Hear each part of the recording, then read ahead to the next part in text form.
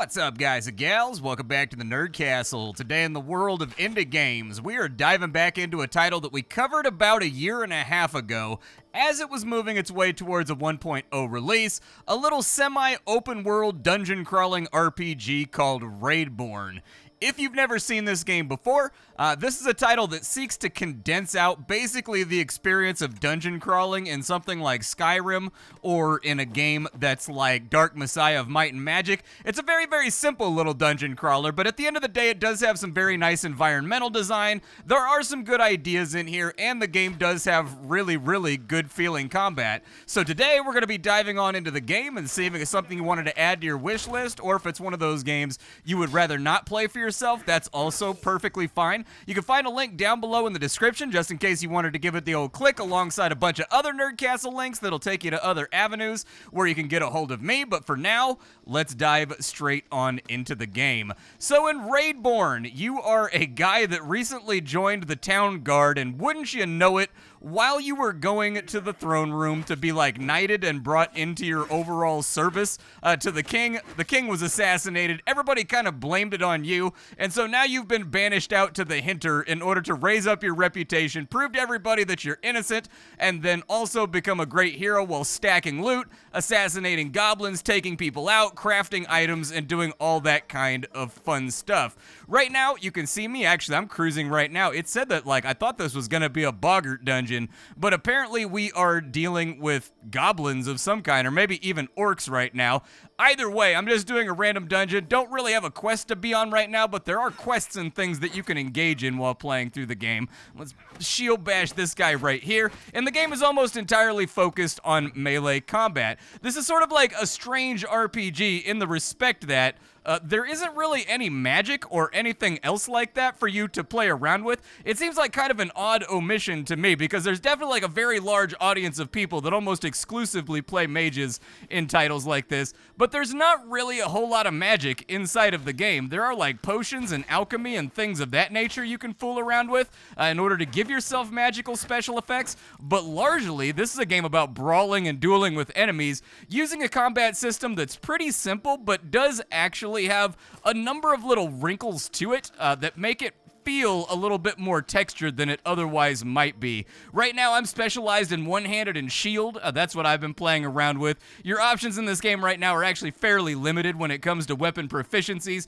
There's pretty much like sword and board, two-handed weapon, and also bows as kind of a tertiary supplement that you can add onto your character build. Not a whole lot of variety on that front. Where the game does make up for that variety is in its level design. Actually, whoever designed this game is almost entirely procedural when it comes to dungeon crawling. Just so that we're on the same page, almost everything here is sort of generated just like iteratively by an algorithm. Oh, I missed that shot, huh? All right, we'll take that shot right. Oh, she weaved out of the way. If I can get like one more of them before they get over here, that would be good. But as I was saying, almost everything in this game is proceduralized when it comes to dungeon crawling. But it is one of those rare examples of a game where their level generation algorithm is actually quite good, and to me, it's never actually felt like I'm playing a procedural game. As of right now, I think I've played the game for around 4 hours prior to the recording of this video, and at no time during that experience did I ever come across, like, I've come across the same set designs and whatnot around, but they're always blended in with like detritus and roads that are leading different ways. The things that are inside the buildings might be slightly different, and so the game does actually do a fairly fantastic job of hiding the fact that it's using proceduralism. Oh, nice, a knowledge tome. That'll be helpful for later when I'm talking about the progression systems that go into this game and how your character actually gets stronger, how it actually like presents itself as an RPG. For right now, we kind of just need to get through this dungeon and throw down with some of these bad guys. We've got a boss over there. I can see a big red skull, so I'm guessing there's a boss back that way. When you get to the end of the dungeon, there's always a boss. The boss typically is just like a bigger, beefier, nastier version of the guys that you've been fighting up until that point. However, on occasion, you will get bosses that have affixes on them, sort of like Diablo style, where they do different things that you're going to have to pay attention to if you want to come out on top and survive. So, for example, one boss that I fought a little while ago was called the Ambusher.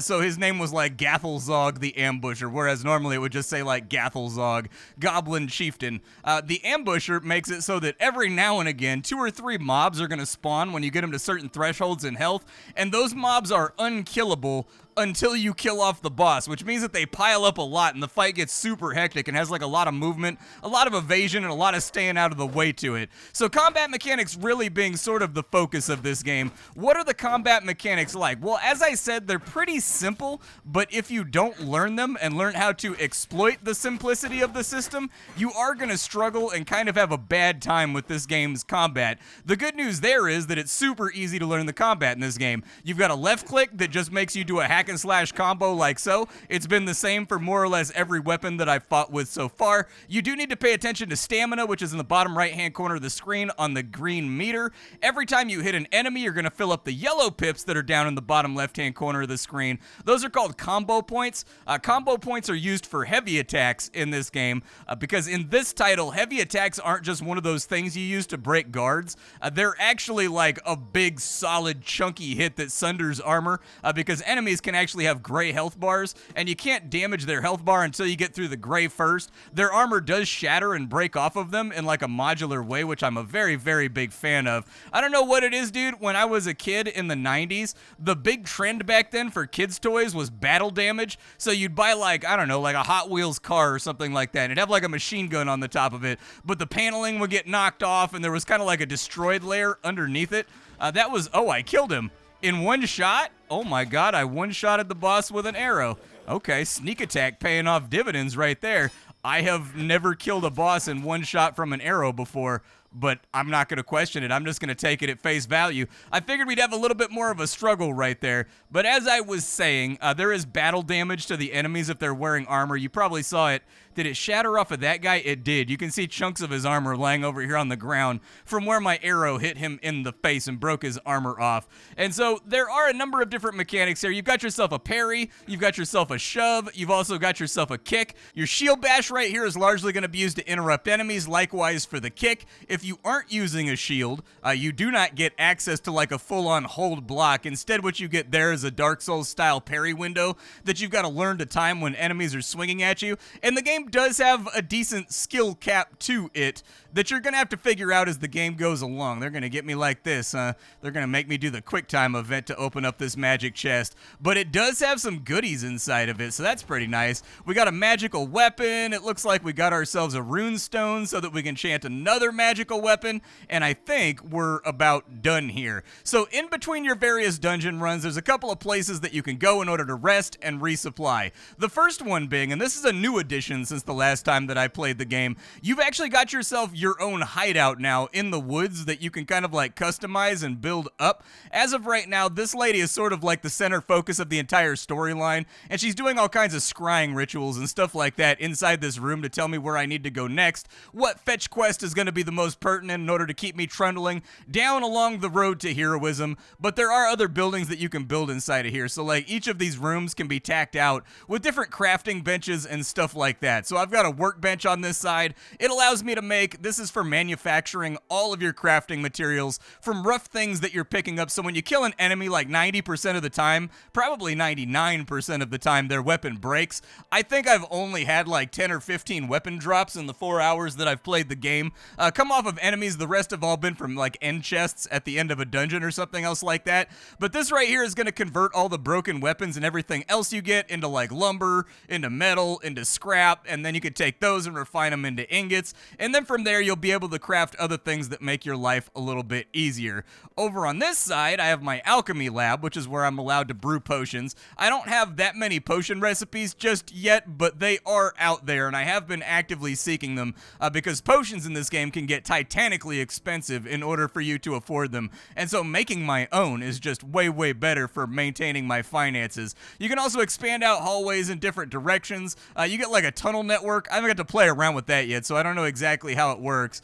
But if I wanted to build like a new location out of the 3 that I have right now. I could make myself a garden. I would need 5 more lumber for that and like 9 more stone. Stone is one of the only things that I can't refine myself, and so I've actually got to like find that inside chests, inside of dungeons. The good news is while you're adventuring around, you will find treasure maps, and those treasure maps will add modifiers to the procedural level that you play through that sort of like increase the chance that they'll drop the things that you need in order to continue building out your base and making it a nicer place. So if we're really lucky today, I may be able to make a new crafting station. That way you guys can see what that looks like, but I think there's like 10 or 12 different crafting stations you can build out here in your fortress while you're picking up quests from like the main wizard lady on this side. The second location that we can go to in order to tack out our character for adventures is right here in town, and in fact the weather always changes every time I come here. Sometimes it's raining, sometimes it's sunny, sometimes it's overcast, sometimes it's nighttime. You never quite know what you're gonna get, and the game does have all of those details on all of its maps as well.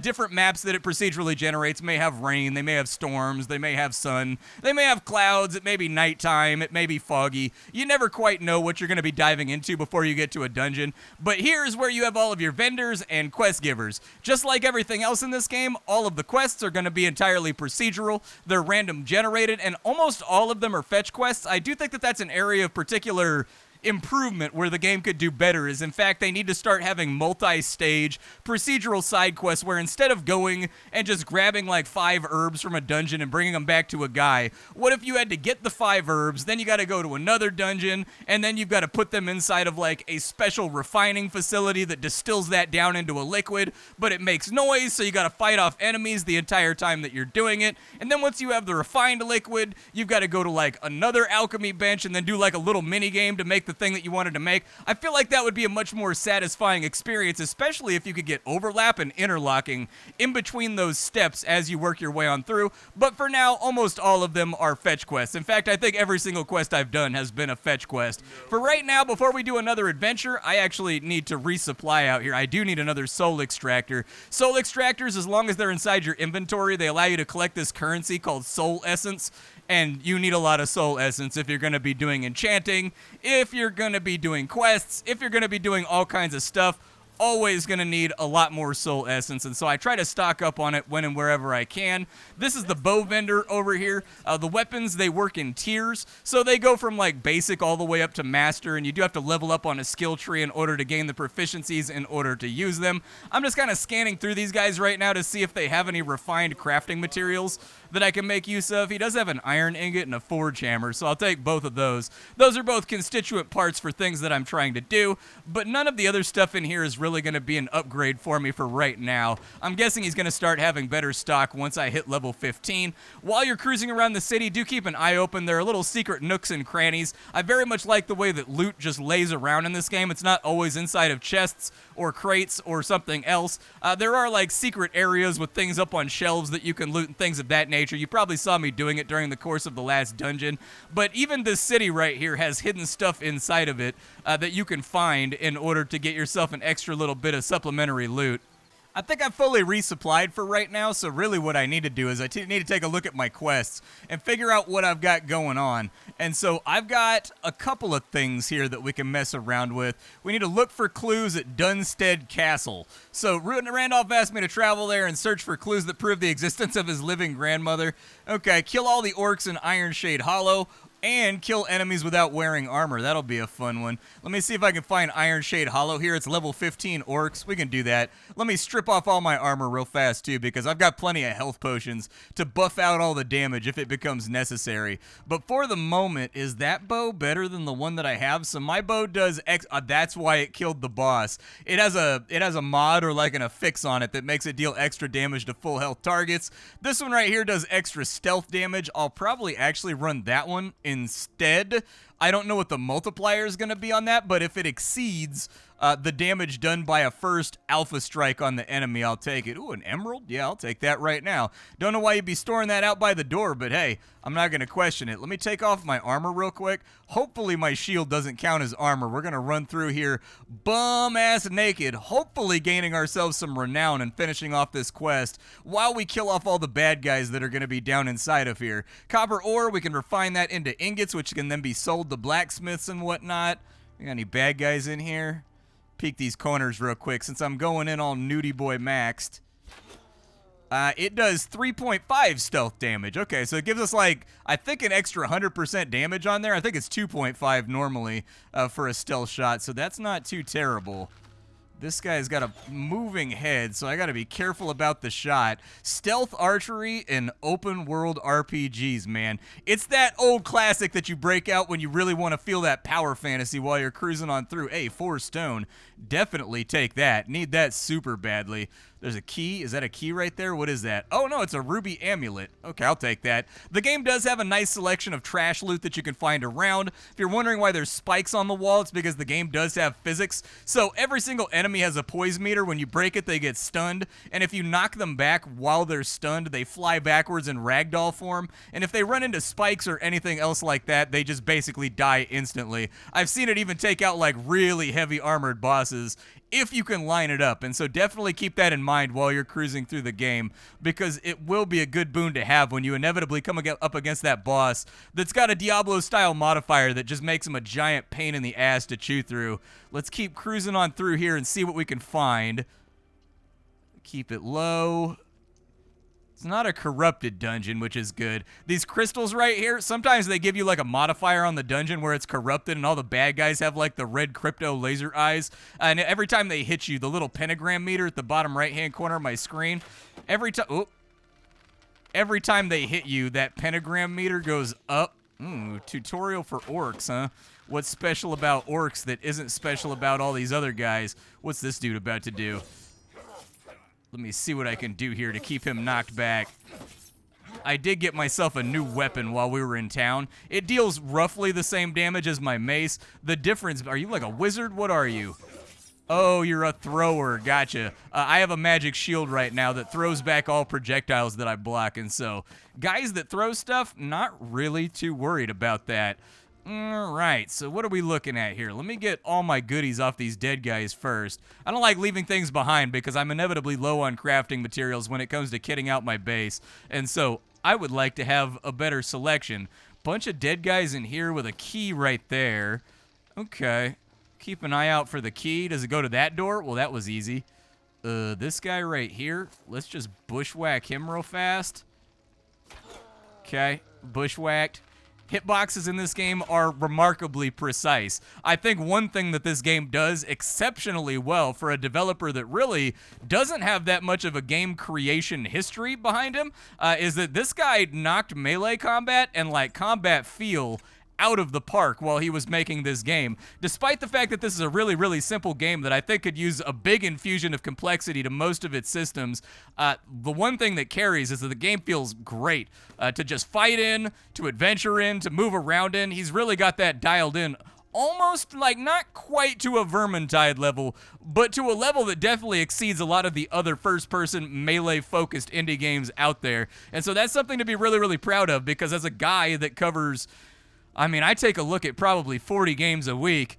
A shocking number of them have first-person combat that is implemented poorly and has, like, glaring issues. This game has none of that. Everything that you're going to do in this game when it comes to melee combat is going to feel good. Health essence right there, some more arrows. I got like 113, so I'm not really too concerned about getting more arrows for right now. But never a bad idea to restock up and resupply. We got a chest right here. Illumination potions. How about this? I'm going to give you guys a little bit of a light source because I like you. Illumination potion. There we go. Now we're radiating like a light aura. That way you guys can see a little bit better in the YouTube comments right now. Is that better, chat? Do you appreciate it? I'm thinking of you right now. I still feel guilty about opening up that video we did a couple of days ago in a super dark environment without breaking out a torch. It's been nagging at me. These are the kind of things that make me anxious as I move through my late career here. Let's get down, and we've got one miner over there with a lot of head movement. I'm just going to go, I went for the body shot, but unfortunately, he was a little bit stiffer of a target than expected. We're going to be trapped down here, so my suggestion would be to climb the ladder, and then we'll get a weapon out. Oh, this guy got the warhammer, huh? An orc warlord. Okay. Big hit right there, just to see if I can get through him. I'll give him another one. I got plenty of combo points. Keep them bashed.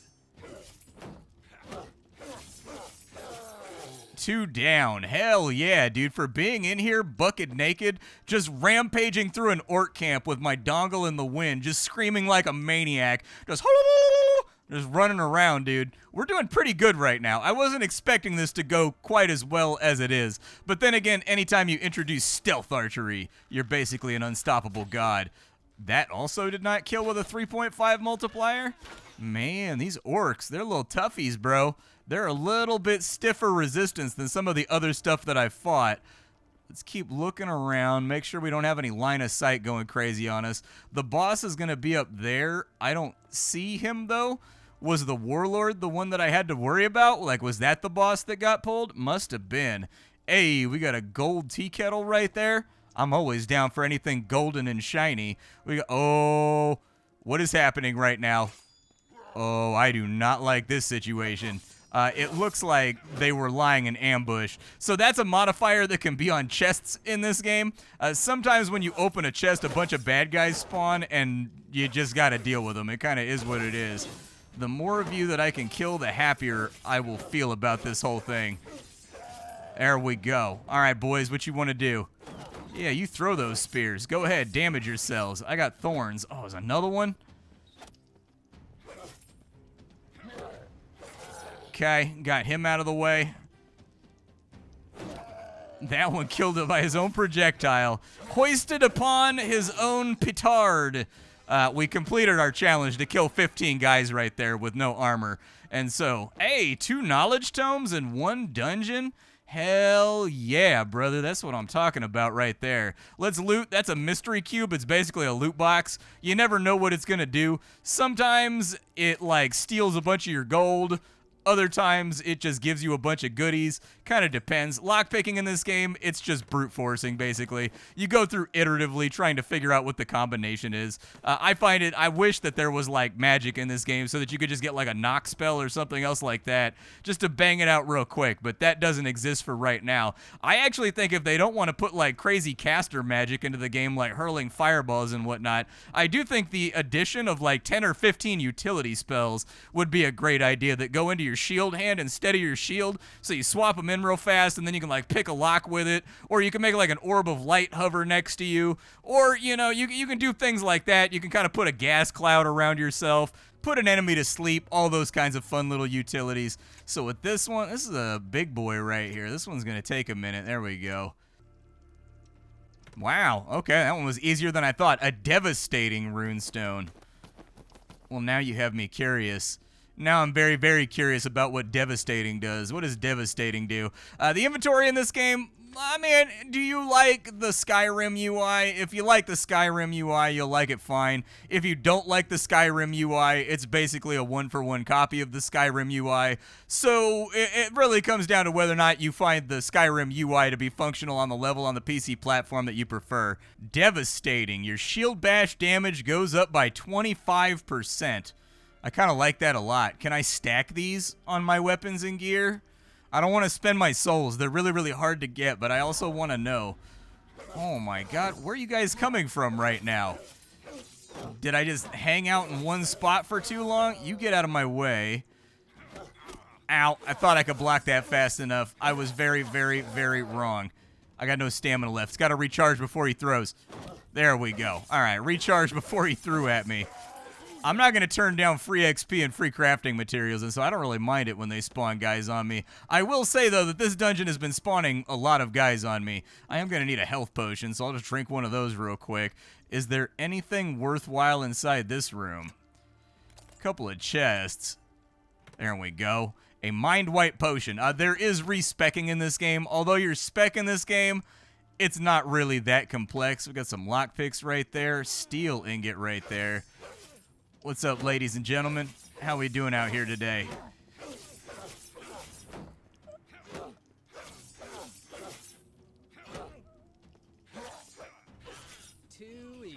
There we go. Got them. Grab the rest of their stuff real quick, and then we will dive into whatever. Oh, they got pumpkins. That's nice, dude. Maybe making a little pie. Maybe, like, you know, maybe putting a couple of them seeds up in the oven. Put a little salt and oil on them, get them tasting good. All right, I think we're about done with this dungeon right now, so I think we're ready to leave. I did pick up some stone. Did I level up? I did level up. All right, well, I'll show you how game progression works then. So you've got a number of trees over here. It looks like they've got room for a few more. I don't know if they're planning on implementing more, but it does kind of look like there's extra room over here just in case they wanted to. But basically, you've got 5 skill trees, and then you've got knowledge. A barbarian focuses almost entirely on two-handed weapons and berserking out. You've got defender over here. Defender is all about utilizing armor appropriately and also being a parry god. You've got knight over on this side. It's going to focus largely on one-handed weapons and shields. You've got rogue. It focuses almost entirely on stealth and bows. Then you've got craftsman over here. This is how you're going to be able to unlock new crafting benches and stuff as you get further on into the game. It's also going to increase the durability of the various resources and things that you use in order to craft items. On top of that, you've got knowledge. Knowledge are just passives, although a lot of the stuff over here are just passives too. In fact, I don't think I've seen any active abilities just yet outside of the bow tree, but they might be buried further on down in the trees, but I just haven't gotten there yet in my 4 or 5 hours. But as it stands right now, I was excited about finding those knowledge books earlier because knowledge books give you a knowledge point, which are different from a skill point. Skill points, they go into these trees over here, and the knowledge points go into these passives. These passives do all kinds of stuff, from increasing your resistances to giving you more HP, more stamina, increasing the amount of damage that you deal to various types of enemies so that you're specialized in killing them, things of that nature. And so let me consume those knowledge books real fast, and I'll see what I can apply. So we got 3 knowledge books. That's going to give us 3 knowledge points. On top of that, whenever you take a knowledge, you have to have a book to teach you that knowledge. And so I'm going to go for willpower because I don't like it when my corruption fills up. I also don't like it when my disease fills up, but I don't have any disease books right now. Disease makes your stamina meter, shorter, and you have to spend potions that are expensive in order to fix it. I will increase my max health by 5%, and then I will increase my vitality by 5%. Ugh, more you guys, huh? I am indeed being ambushed, or so it would appear. This orc raider is kind of a problem. I also need to put my armor back on. Big hit. There we go. I gotta cleave off his armor before we do anything else. There we go. Get that armor off of him. Keep him stunned. Knock him down.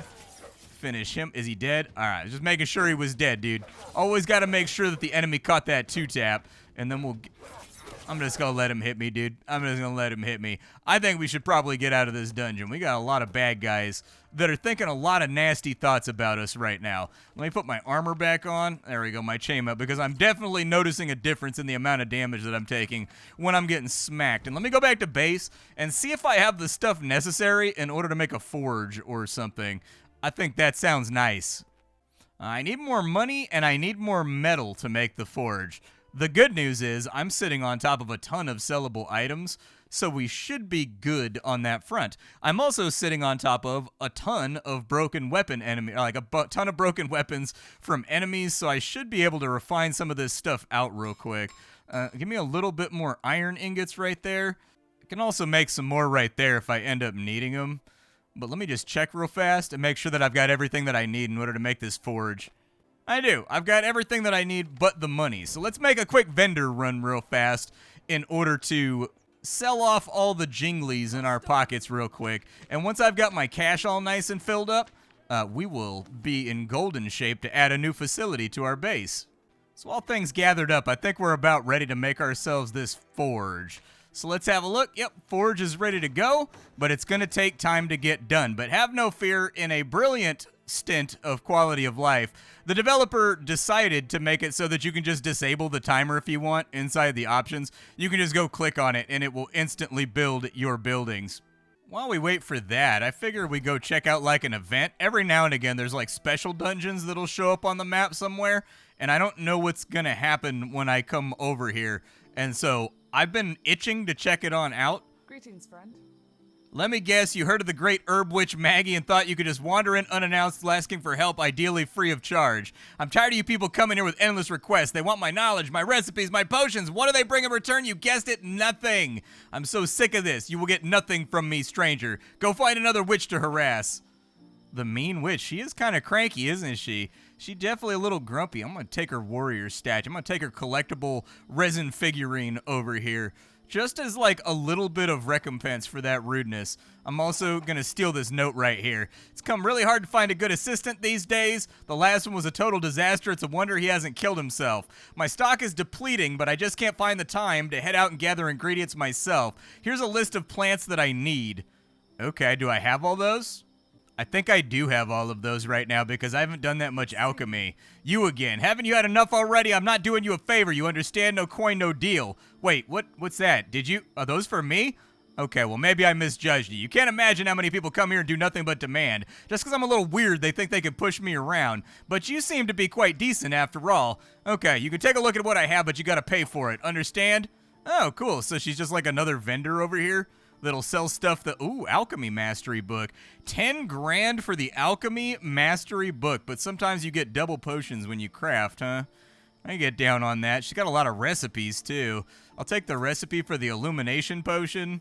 I'll take the one for Cloaking Potion, I guess.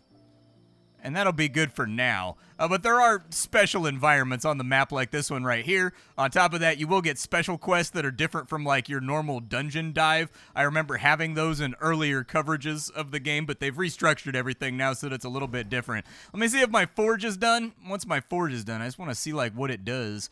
It's almost there. It's so close. Job's done. Yay! New forge! I actually like that animation. I've never been here when that animation plays. I usually just go off and do something else. So inside of here, it looks like we are allowed to upgrade our weapons if we have the stuff in order to do it, which I actually kind of like. Can I get wood right now? Giggity. I did have wood, so technically I can... No, I needed one-handed master skill. No, do I have a point? Do I have a point? One-handed master skill. I do have a point, so we can actually see what upgrading looks like right now. I do want to upgrade my broadsword. Yes, that sounds very, very nice. Oh, you can do it multiple times? Nice, dude. Oh, okay, so to like multi-upgrade, we've got to have like more points inside of our crafting skill. That's perfectly fine. How much better did it make the sword? I raised the damage by like 3, so that's not too terrible. It looks like the rest of the stats went up too. What does this bench do over here? Oh, it's just a crafting bench, so I don't got to run my raggedy ass all the way down the hallway. I also, every single facility has one of these inside of it, like a notice board. Haven't unlocked that yet, so I'm not super sure what it does just yet, but I'm guessing it's like work orders or something that you can deliver for cash. But let's dive into another dungeon, and I will give you my closing thoughts about this game.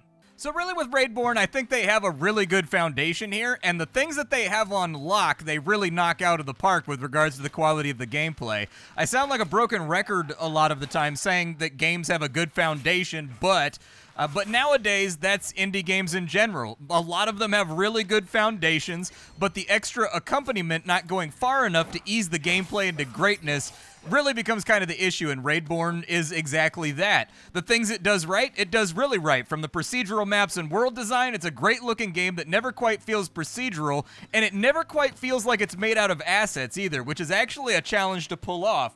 The combat is responsive, it's punchy, it's not overly complex, it's enjoyable, and there's enough little touches inside the dungeons like secrets, dig spots, destroyable walls, switches, levers that open up secret areas that it makes the exploration feel worthwhile. The main storyline and the hand design locations have all been entertaining as well. Where I think the game runs into trouble is at a few points of friction. The first and largest is a lack of enemy variety and enemy behaviors. All enemies in this game so far that I've seen in 4 hours are humanoid, building off of Cinti asset rigs that are available on the asset store. And you won't be running into wolves, dogs, bats, slimes, dragons, whelplings, snakes, anything of that sort in my experience. I talked about this the last time that we checked out Raidborn, and it's a huge problem that makes the game feel very, very repetitive. Enemies also just don't behaviorally do enough stuff. The randomized boss affixes, I think, are a really good salve on this, and that principle needs to be applied to the rest of the game. Most of the enemies in this title just close the gap, and then they try to kick you, attack you, or heavy attack you, or they block up.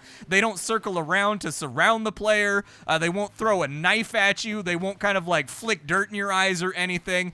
Rarely, certain enemies like pirates will throw a grenade, which I actually really like. The game needs more of that. More things that the enemies do that force you to mix up your tactics. From there, most of the systems in this game are very shallow. Things like leveling up your character, crafting, gearing options, all very linear and very passive.